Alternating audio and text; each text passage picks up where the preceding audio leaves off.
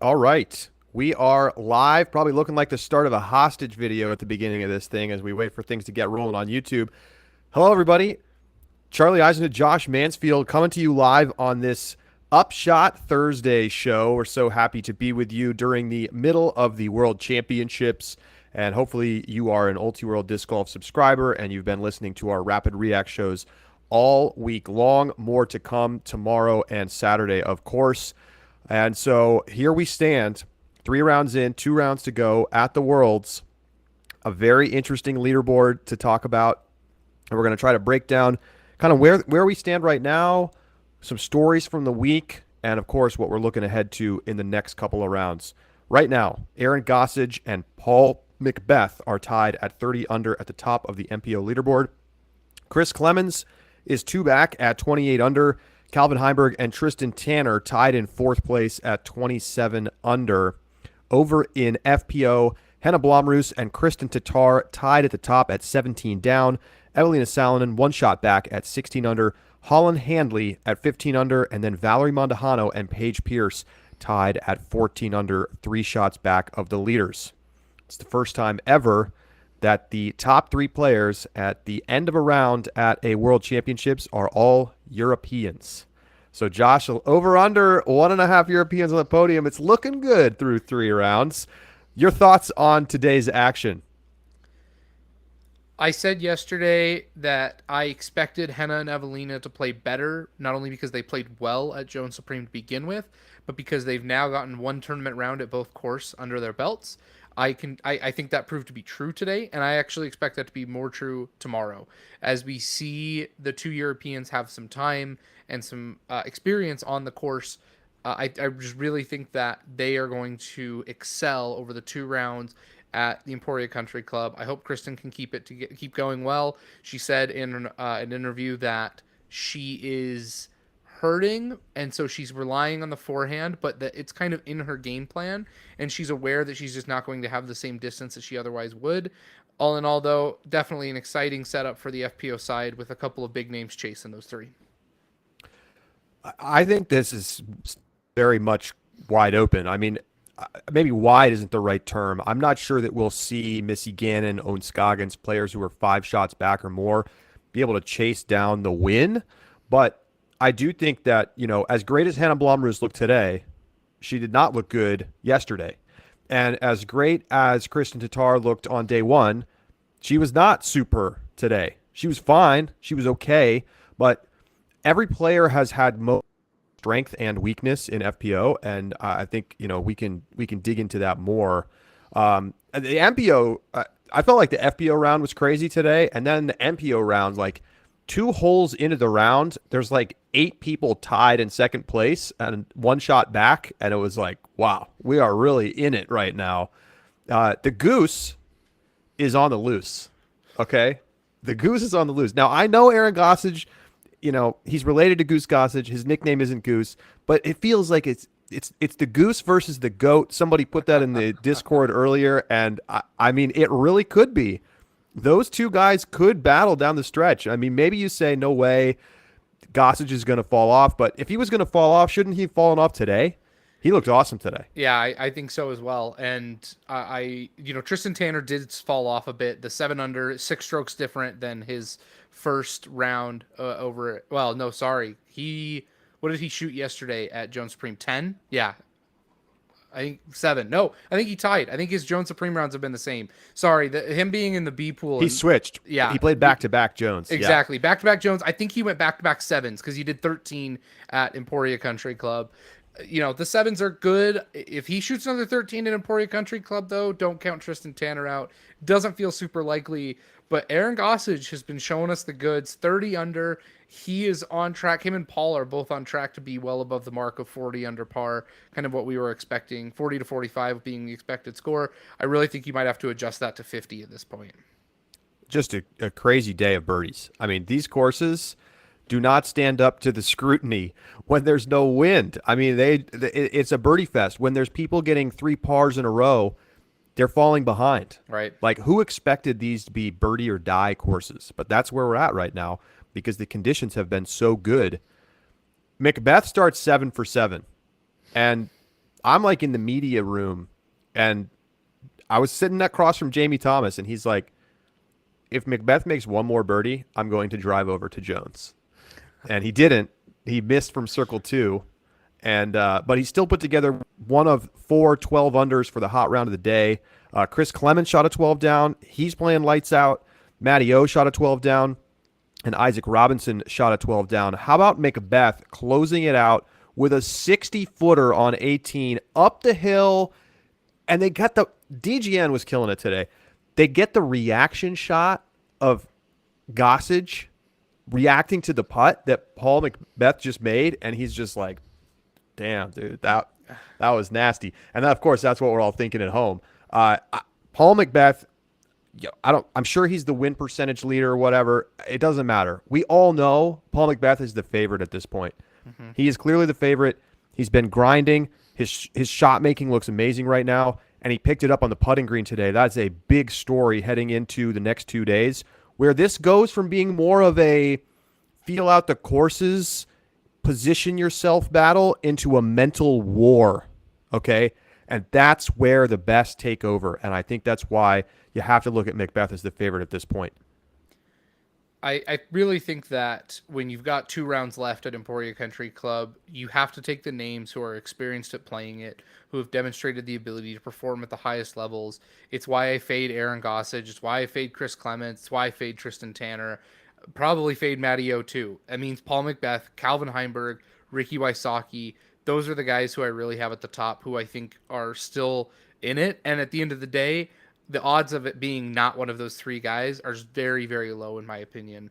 Emporia Country Club is a course that has been on tour, or at least an important A tier, even very early on, for decades. It has been a staple feature of professional disc golf, and so is Paul Macbeth, so is Ricky Wysocki. Calvin Heimberg knows what it takes to compete at the top level.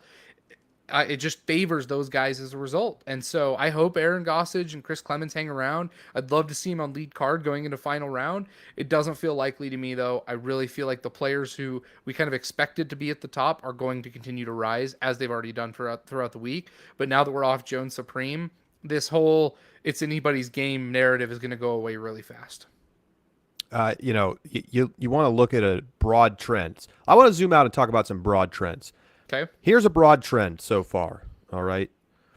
If you look at all rounds, starting in MPO, Macbeth has just 2 out-of-bounds strokes. Chris Clemons just has 1. There's nobody except Gavin Babcock inside the top 10 with more than 10. The numbers from DDO are comical in comparison. We're talking like mid-20s, 30s. Right.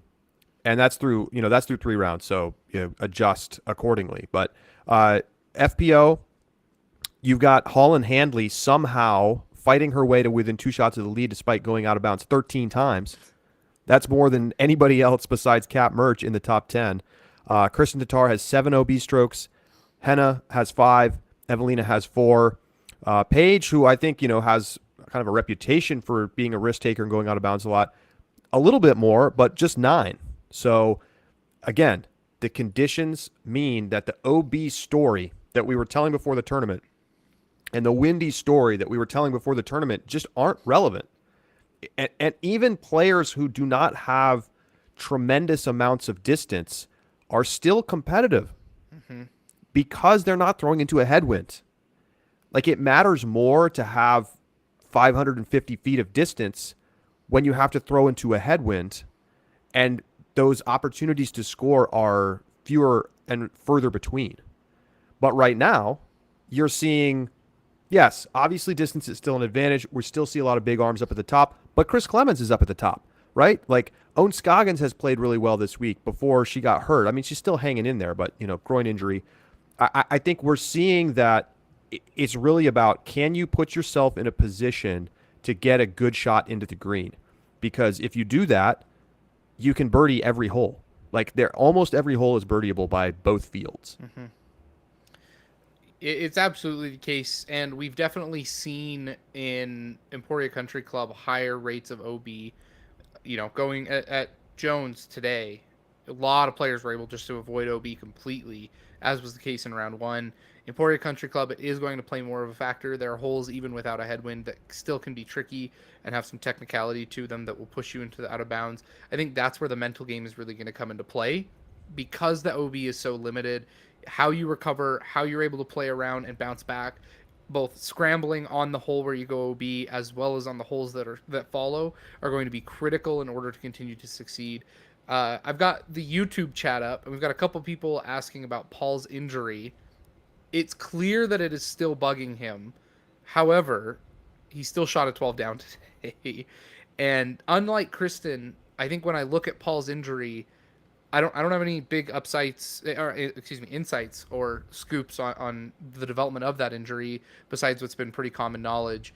But what I think is noticeable about Paul's injury is it doesn't seem to be exacerbated. It hurts, and as long as he does the small things about kind of leaving the left hand down, changing it up, it doesn't seem like it's getting worse.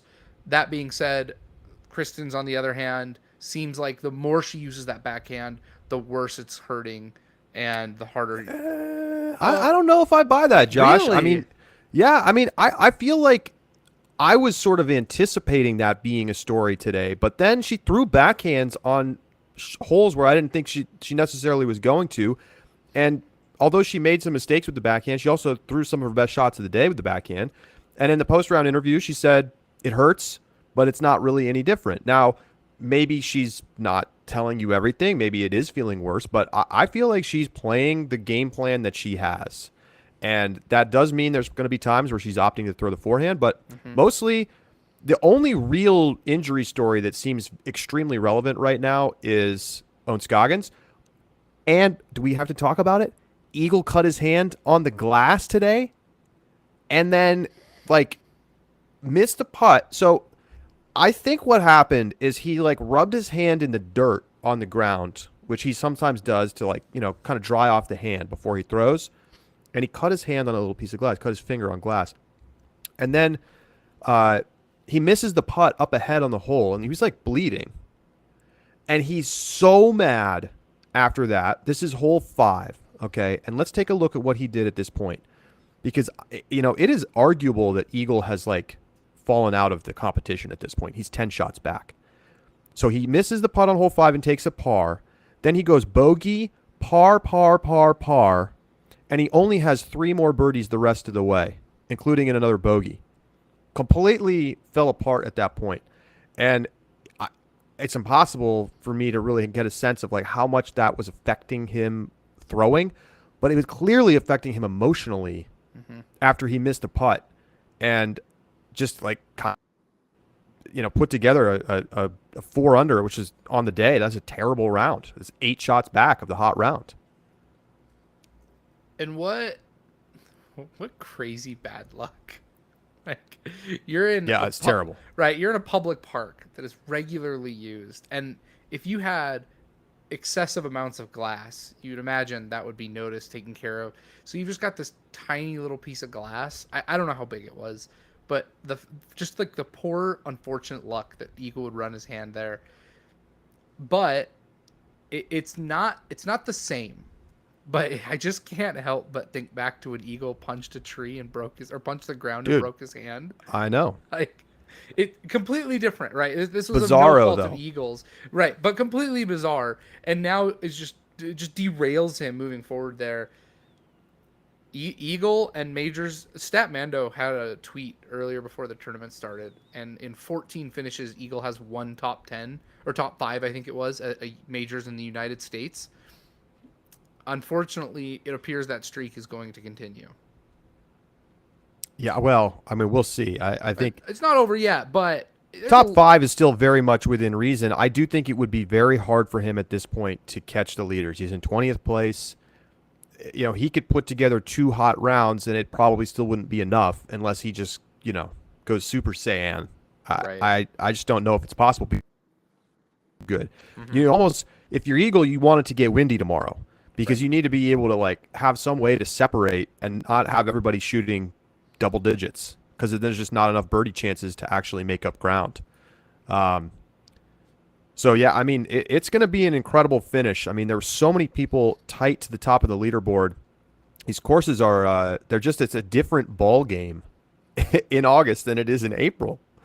And so, I think so much of it's going to come down to who can execute under pressure. Because while there's some technical shot making required at Country Club, it's gonna be like who has nerves of steel on 16, who can handle the tricky finishing holes in 17 and 18, who's going to be able to execute the upshots and give themselves short putts that they can make so that they're not having to hit 35 to 45 footers. I mean, that really feels like a difference maker. And this it's just been an interesting world so far, because let me bring up another big picture topic as we zoom out slightly. There's nobody here. Where are the fans?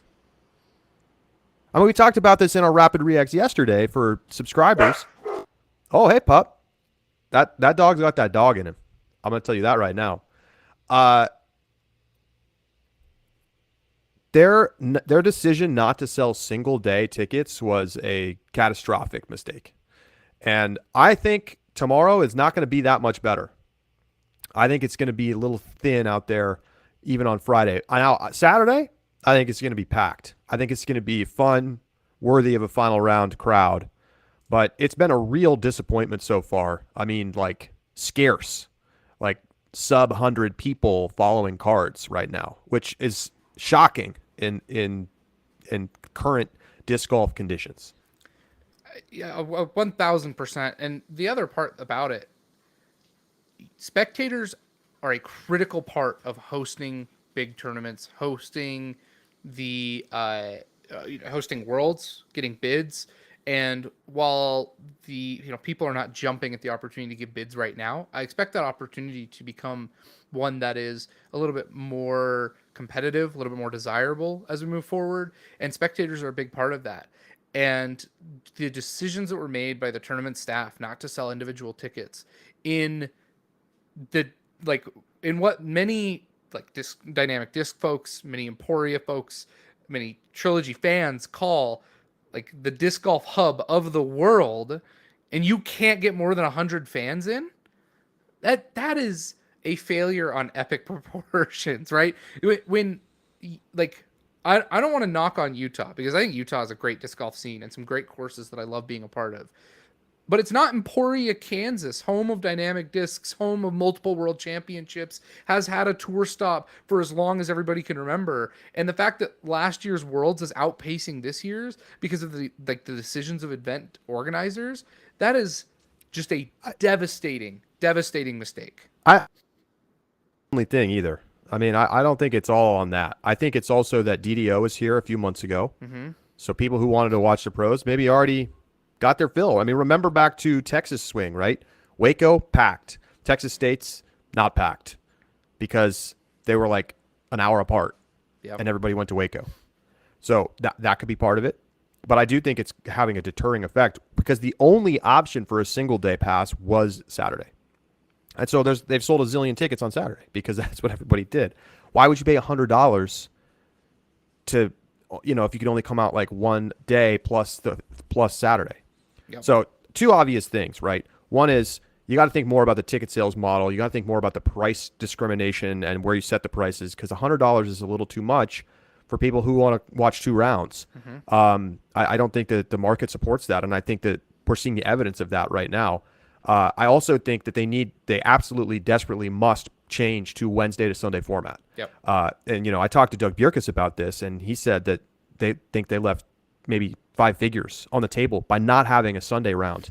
And that wasn't their choice. I mean, that's just the way the PDGA sets it up. They want Wednesday or Tuesday to Saturday. But I think it's very clear that having the tournament end on Sunday is the correct thing, especially on a long weekend like this for Labor Day. People could have traveled on Monday. It would have been awesome. Yep. So anyway, I don't want to sit on this point for too long. I just think it's been disappointing. I mean, I think it's been disappointing for players. It's certainly been disappointing for me as a broadcaster. It's just like there's not a lot of nice, rich cheering and clapping when people make sweet shots. Yeah. I do want to add one more point about this. This model is so antithetical to all the work that the Pro Tour has done to make disc golf appealing to just the community who's around you.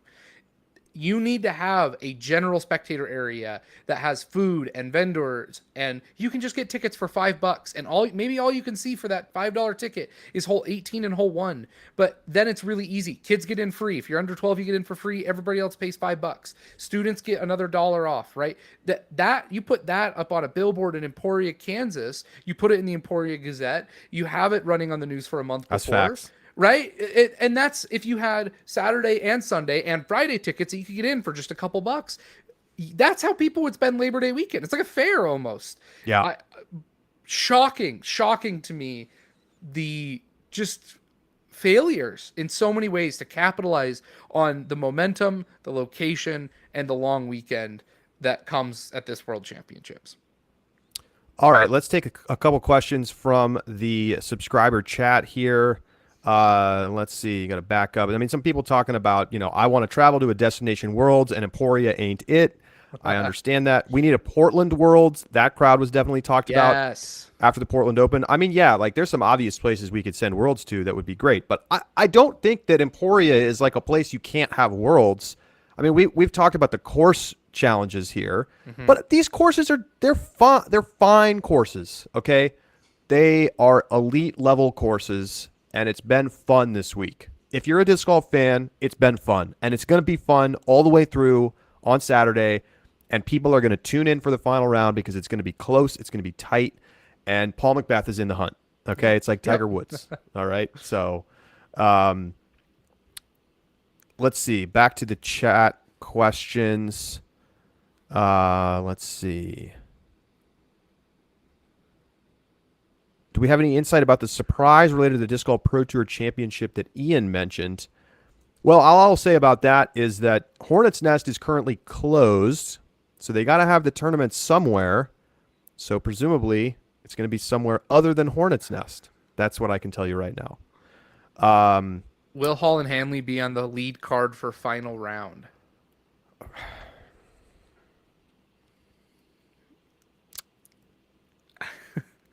I'm going to say no, but I think it's definitely possible. There's just names behind her that I trust a little bit too much. Valerie Mondahano, Paige Pierce, Missy Gannon. I think Paige is going to shred back at Country Club. Yeah, and then plus the 3 Europeans ahead. Jenna's asking the question again. Over under 1.5 FPO Europeans on the final podium. And for the record, Charlie took the under yesterday, and I took the over. Guess what? I'm doubling down again. It hasn't burned me yet. I'm taking the over. Half. Oh my gosh. At this point, I feel like I got to take the over. Yes. I think I got to take the over. Go back. I worry a lot about the putting, though. The putting has been just absolutely brutal at times. I mean, we all know about Evelina, but Henna has had some howler misses this week, like 15-foot complete miss of the basket entirely. Yeah, I mean, Evelina 82% today, though. Yeah, she was solid today. I mean, they've had good moments. They've all hit good putts. Kristen Tatar, obviously the best putter of the three by a large distance. But Kristen was a little shaky today with the putter. Yep. And didn't really cash in a lot of those putts. She hit one big putt late and was very happy about it. She hit a 50-footer on 17 and like emotionally reacted in a way that you do not see Kristen do. Mm-hmm. But that's because she had been 0 for 7 to that point from Circle 2 and had also missed 3 Circle 1 putts. Just not her day out on the course. And she basically said that in the press conference. She's like, I was off. Yeah. But everything is different now. We're not going back to Jones. We're not going to get 2-shot swings on hole 1 anymore, which was very crazy and dramatic. But I'm kind of glad it's not going to be in play for the final round. Somebody mentioned earlier in the chat, Aaron Gossage's only bogeys have come on hole 1 at Jones, which is awesome. We're going back to Country Club. I think you got to look back and see who shot well there in round 2, or in the case of Tristan Tanner in round 1, and project from there. So, Paige played really well. I think Katrina, who shot the hot round, is too far back at this point, but she's probably going to move back up the leaderboard. I worry a little bit about the Europeans because Kristen was so-so and Henna and Evelina shot even par. Not good. Maybe that's just randomness day to day, but I also think that there is something a little bit about like how the course is set up for the players. And I think, I feel confident about Paige's chances to get back up towards the top by the time we go into the final round. Yeah, but I mean, I'll say it. I've said it, and I'll say it again. Though I think that you looking at first competitive round ever at ECC to second competitive round ever at ECC is going to be a difference. I really just don't expect Kenna and Evelina to shoot even again. I think the courses do set up well for them. I think that their tee to green is exceptional. It's top tier. It's the best we see in either division relative to their fields. That's going to be a big deal. What putting looks like is going to be interesting. It's going to be a determining factor, but I just expect them to shred way better tomorrow than they did on their first round of ECC. Somebody asked in the YouTube chat, will Ella win a major next year? Ella Hansen was on the lead card today, dropped back, had a poor round. She was 3 over today, and is now in 10th. She is 9 shots off the lead. I cannot say yes to this question yet. I think she has the tools. I think she has the capacity. I think if she sticks with the game and continues to work on the craft, she will absolutely 100% win a major at some point in her career. I am incredibly confident in saying that. We've never seen anybody throw this far in FPO. Period. Yeah. Bombing it out there. Okay? The problem is she'll throw a 450-foot drive, and then she'll have 150 foot into the pin on a par 4, and she'll leave it at 35 feet, and she'll miss the putt. Until she can clean up the approaches, I just don't see it. I do not see it, because the putting is okay enough. She could be Evelina. She could, and she's a better putter than Evelina. Like, she can play at that level, but you have to be able to put your approaches close and get easy ones. And that's not happening yet. And so I'm not prepared to say that Ella can win one until I see that with regularity. The one positive for Ella that I would give her, though, is that I think is the easiest skill to learn. If I had to look at all the disc golf skills for a player who has only been playing the sport for 2 years, not even yet, right?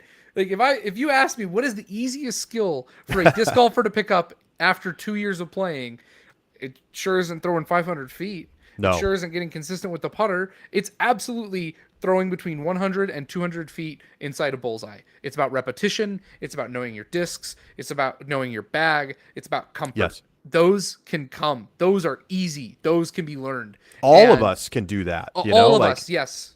With that's the time, easiest place to get better. Yes. For most players. Yep. Because it doesn't require elite power. It doesn't require elite hand-eye coordination. It's just like, can you hit the spot in the sky, and can you get it, throw it at the right power level? It's just practice. Yeah. And I am fully confident in her ability to overcome that. So as long as her putting stays at good enough levels, then I'm with you, Charlie. She absolutely can win a major. Is Emerson running out of whispers? He tripled hole 2 today and is in 54th place. He's going to lose the moniker, folks. He's going to have to make some big moves the next 2 days. World Whisper, Emerson Keith. I mean, what does that mean? There are a handful of nicknames for Emerson Keith.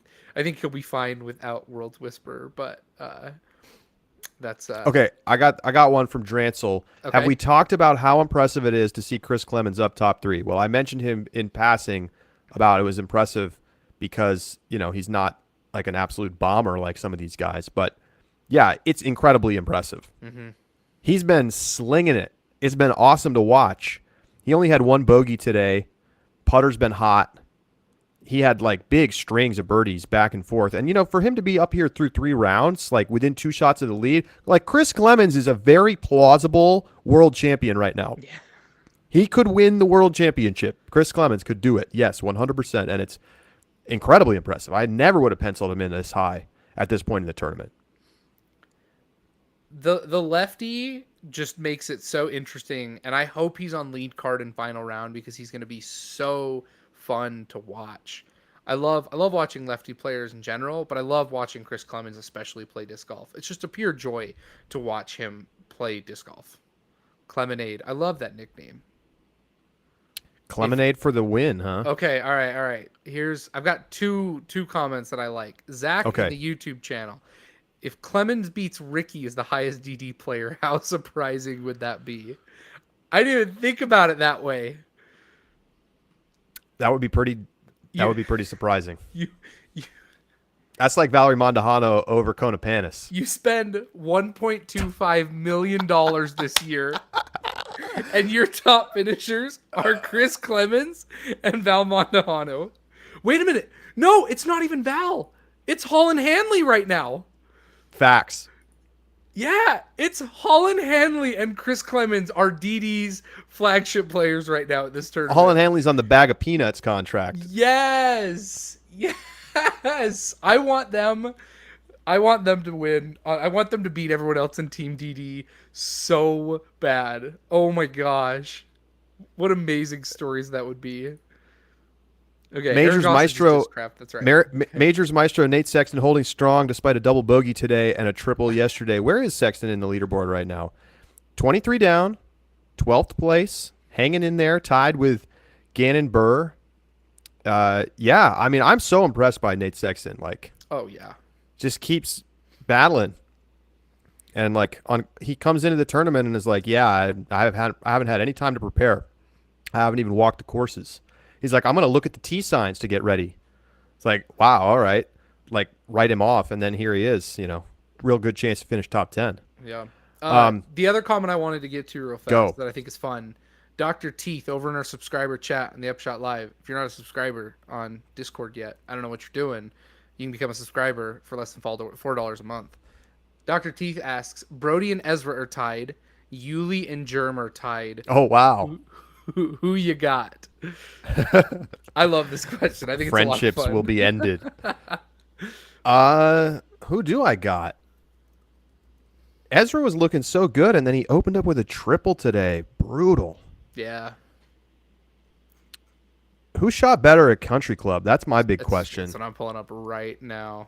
I think my guess is that I'd lean Ezra. He shot 9 down. Yeah. And I'm gonna go with Yuli. I'm kind of surprised that he's shooting this well, but I'm gonna go with Yuli and with Ezra. Okay, I'm gonna take Ezra as well, but I am going to take Germ. I think I like Germ better here. So yeah. Love it. Okay. All right. Wow, we got so many. We could talk for hours right now. I know we could. We're through 3 rounds. I want to look ahead and try to think about where are we going from here, because there's still, like, if you shoot a hot round or within 1 or 2 of the hot round, like, you could be on the lead card for the final round. So question number 1, Josh. Okay. How close do you need to be to have a chance after round 4? After round 4? After round 4. This depends on how condensed we're talking about. Look at this leaderboard. It's incredibly condensed. You have to assume it's going to stay the same. Yeah. Given that's the case, I think you have to be with anything outside of 4 behind the lead is out. I don't think you can win an MPO if you're 4 out. I don't. Yeah. I think. Right. So let me ask you this: how many players do you think are within 4 right now? Just guess. 4 right now? I don't know. Probably 10? It's 6. Oh, that's it. That's it. I think the number right now is 6, and I think the number tomorrow is 3. 3 is probably right. It might be 2. Depends on how many people make moves tomorrow. And in FPO, I think it's 3 max. For after tomorrow's round? Yeah, I mean, because like all the good players are already up at the top of the leaderboard. I think you're wrong. Like if you're 3, you think I'm wrong? I think you're wrong. And here's why. At Tell me. Emporia Country Club, Paige shot 6 under, and Henna and Evelina both shot even. and Kristen shot 3 under, and Holland shot 5 under, the range of scores at ECC have been significantly higher. You could have 3 leaders who all shoot 5 under tomorrow, and then on the final round, all shoot even. It's possible, but are all the players who are going to be up there going to shoot that bad? I'm gonna say 4 strokes for FPO. Okay. Yeah, I think it's 2 in MPO, and I think it's 3 in FPO. All right, I think it's 3 and 4. Okay. Well, we'll see what happens. I mean, I don't know if tomorrow is moving day. Is there a moving day at a 5-round tournament? But it feels like last chance to put yourself in a spot where you can win. And look, if it's me, I'm going for broke. If I'm 6 shots back, I'm not trying to finish in 5th. I'm going to go all out. I'm going to take the risky shots, and if it blow up and I finish 15th, so what? I mean, I think that depends on who you are. Tristan Tanner, if you're finishing 10th or 5th at Worlds, like nobody cares. Yes, who's going to care? do. We'll talk about it on the podcast and we'll forget about it. You know who's going to care when he goes for sponsorship negotiations this year? I mean, maybe. I mean, to be fair, I don't know what the contract incentives are, right? You know, maybe there's a big ass bonus for finishing in the top 10. That actually might alter your decision making. Sure. Well, and then I don't know. I've seen the payout structure. I'd have to go back. I didn't look at what 5th place gets paid out. I got to be honest with you. So maybe that's credit to your point there, Charlie. But well, the winner gets $20K in MPO and $11K in FPO. Yep. Those are fat payouts. Those are fat payouts. But let's take a look. I'm going to pull it up right now as we do a little mini purse watch segment here on Thursday. 5th place gets $5,500 in MPO. What does 5th place gets $3,850. 15th, $2,100 MPO, $780 FPO. So, I mean, if you're Tristan Tanner and you know you're talking $2,500 difference and, you know, a nice talking point when you go to your contract negotiation, I don't know. I mean, look, Ricky's playing for broke, but if you're Tristan Tanner, 5th place, not so bad. Contract year Tristan. Well, we got a little contract year Calvin action ready to go the next 2 days. I mean, he was kind of an odd round today.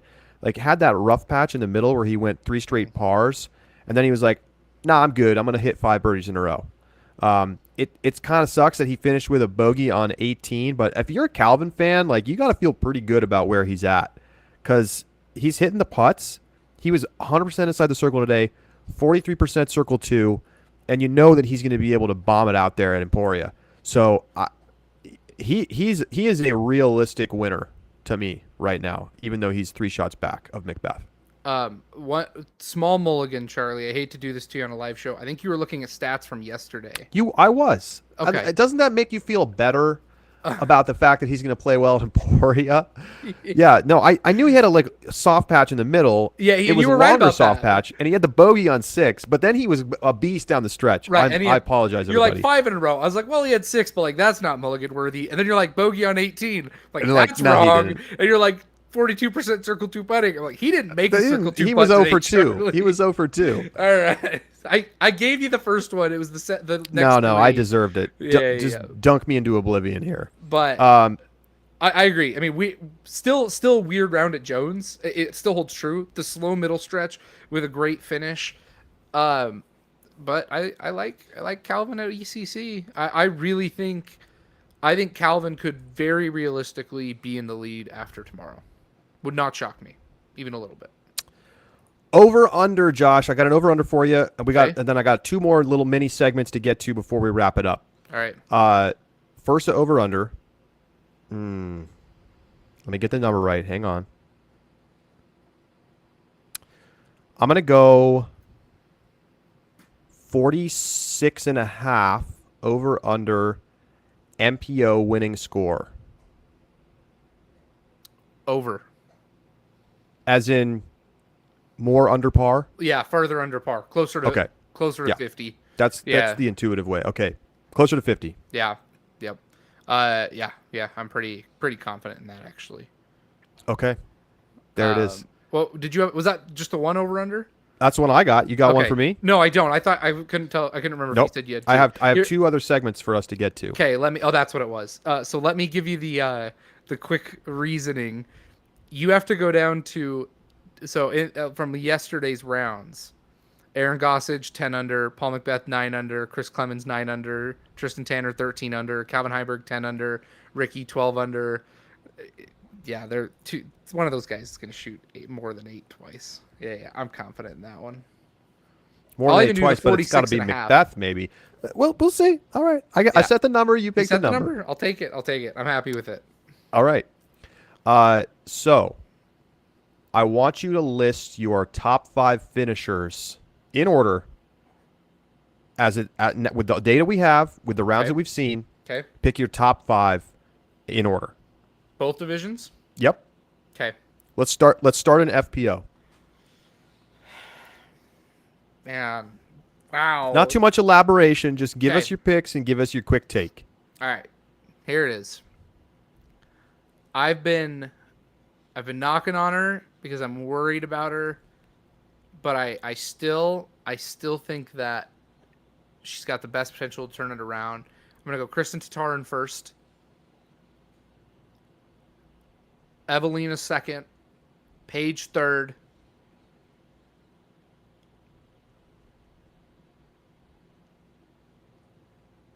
Val Mondahano fourth. Henna fifth. All right. Which Gandalf, I know means I lose the bet. So I recognize that. Haley's a ways behind. I'm nervous. So anyway, that's I think that's my 5. All right. I'm going to go in 5th, Holland Handley. In 4th, Valerie Mondahano. In 3rd, Evelina Salonen. In 2nd, Kristen Tatar. In 1st, Paige Pierce. Crazy. I don't know, man. I just feel the energy of it. Like, Paige had some bad breaks today. Back-to-back double bogeys, some of which was her fault, some of which felt like a little unlucky. But the way she played ECC, I just feel like she's going to do it. I feel like she's going to get number 6. And then maybe the door closes. Like, I don't know. Yeah, I don't know. I don't know. No, There you go. That's my pick. Okay, there it is. I think I picked Christian before the tournament. That's my pick. That's recorded in the books. It's just my prediction for where things are going to go from here on out. Okay. We'll have to bring out our degenerate side and put up a bet after tomorrow's round. I'm going to go now to MPO. Okay. God, this is impossible. This is impossible. I'm going to go 5th place, Double G. Okay. 4th place, Chris Clemons. 3rd place, Ricky Wysocki. 2nd place, Aaron Gossage. 1st place, Paul McBeth. Wow, the disrespect to my boy Calvin. I had to leave somebody out. Wow. Yeah, his name's Double G. Crazy, man. Maybe. Crazy. I think that's wild. All right. I'm ready. Go. 5th place, Aaron Gossage. 4th place, Ricky Wysocki. 3rd place, Chris Clemons. 2nd place, Paul McBeth. 1st place, Calvin Heimberg. Wow. You heard it here first. Oh, wow. Contract year Calvin. Going for the dub. This would be the most contract year move of all time. I'm going to look like a hero if I'm right. 2 days out, calling Calvin to win it. He finished strong today. He did. 7 under in the back. Man. And the guy was 10 under at ECC yesterday. Epic. All right. Yep. Final thing today. Dog of the day. What's coming. Who is your own Scoggins dog of the day? That's DAWG. Who you going with, Josh? There's a lot of options. There's a There's a lot of lot of options. Over an FPO, I am going to give it to Holland Handley. Love it. Comes up 4 spots, double digits in the round today. Only bogey is on hole 2, and then just a clean scorecard from there. Birdieing, playing smart, but just putting herself in the mix. What a great move from Holland Handley today. Oh, man. I think my dog of the day is Henna Blomroos because she overcame 5 Circle 1 bunny misses to still shoot a 9 under and was just throwing the lights out of the disc. Unbelievable shot making from the tees. Smoked 18 again. She played 18 better than most MPO players today. Just sick and like is tied for first at the World Championships. She's my dog of the day. Yeah, that's a good one. And there's some people shouting out Holland Handley for her post-round interview. That was the dog interview of the day for sure. Josh, who's your MPO dog? Oh, a couple people said Isaac Robinson. I think he's the honorable mention dog of the day without a doubt. But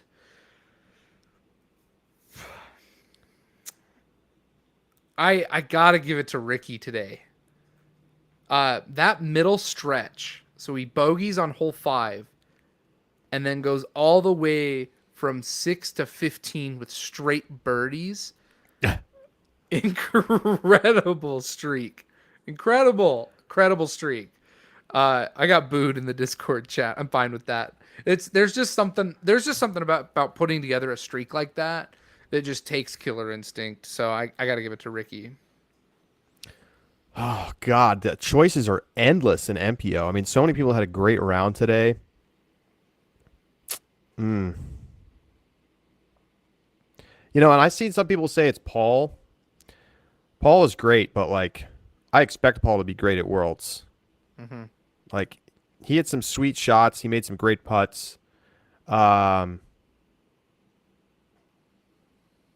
I think I'm going with Chris Clemons as my dog of the day. I feel like he hasn't been getting his due this week.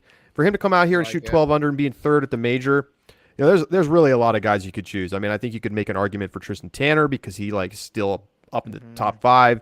You could make an argument for Goose. Goose is very much on the loose, but I think it's Clemons. Yeah, I like it. I like it a lot. This is Cesar says that Calvin is the dog. Man shot 1 in the front, 1 under in the front 9, and 7 under in the back. That is true. There's a lot of dog opportunities out there. So there it is. Wow, what a great tournament so far. I hope you tune in to the live broadcast tomorrow. The DGN guys are killing it. I'm telling you. I get to watch both shows like the whole. It's been really good stuff. So if you're a PDGA member, you can watch it for free the next 2 rounds. So go over to the PDGA website. I have no idea how you get into all that, but there's some way to get the free. So go get the free. Thank you so much for tuning in. If you're an Ulti-World Disc Golf subscriber, we'll be back with you tomorrow night. And then, of course, with you on Saturday. Warning, I am flying Saturday night. So it may be delayed. We'll see. But we'll certainly be with you on Saturday. Josh? I have no obligations after the MPO round, either tomorrow or Saturday. It's not on me this time, guys. I know it usually is. Calling Charlie if we're late on the show. Love it. Those FPO commentators are great. Yeah, they are. Thank you. Thank you. You don't even know that it's me. Love that. Yeah, no, it's been a lot of fun on the show. So thanks, everybody, for tuning in tonight. And we'll be back with everybody next week on Tuesday. And, of course, Ulti-World Disc Golf subscribers at ultiworld.com/subscribe can get our shows tomorrow and on Saturday as we crown perhaps brand new world champions. That's the last thing I want to end with, Josh. Look at how many people would be first-time world champs. 8 of the top 10 in MPO have never won a Worlds. Over in FPO, the only player who's even in the ballpark is Paige. There is a very good chance we could have 2 brand new world champions. Think what that means to players' careers, to the history books, to the arc, to the stories that we talk about Do we enter a new era if that happens? There's going to be a lot to break down over the next few days, and we'll see you next week. For Josh Mansfield, I'm Charlie Eisenhood saying good night from the Upshot. I'm live in Emporia. Josh is in Pocatello, holding it down with the city council meeting tonight, and we'll talk to you next week.